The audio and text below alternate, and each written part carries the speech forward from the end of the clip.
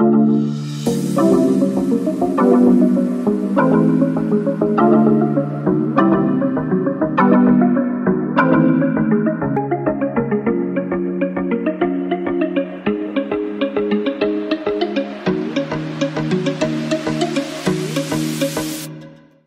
mapagkakatiwalaang source ang nagsabi na ang dating magkasintahan, na nabahiran ng kontrobersya ang relasyon, ay bumalik na muli sa piling ng isa't isa. Noong nakaraan, nang aminin ni Bea Alonzo ang relasyon nila ni Dominic Roque, tuwang-tuwa ang kanyang mga tagahanga sa ideya ng muling paghanap ng kaligayahan sa kanyang puso.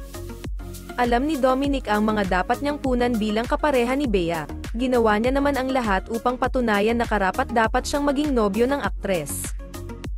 Bagamat naging low profile siya, sinigurado niyang andito siya para sa mga mahahalagang kaganapan ni Bea. Pinilit niyang huwag mapunta sa limelight dahil alam niyang dapat siya ang nasa background habang patuloy na kumikinang si Bea.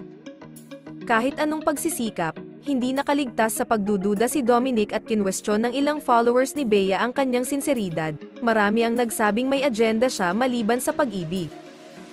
Hindi nagpatinag si Dominic at alam niya kung nasaan ang puso niya pati na rin ang sinseridad ng kanyang intensyon. May usap-usapan na kailangan daw ni Bea ng brother at si Dominic ang casualty. Ang mga akusasyon laban kay Dominic ay naging masama. In response, he kept his cool but Bea remained quiet.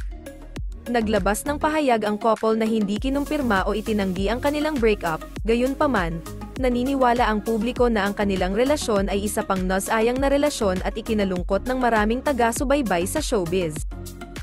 Plot twist: the reliable source claims that after the break, nagkasundo sina Bea at Dominic, malamang kailangan lang nilang ayusin ang mga bagay-bagay. Gayunpaman, kung magpapatuloy ang kasal, nananatili pa rin ito sa hangin.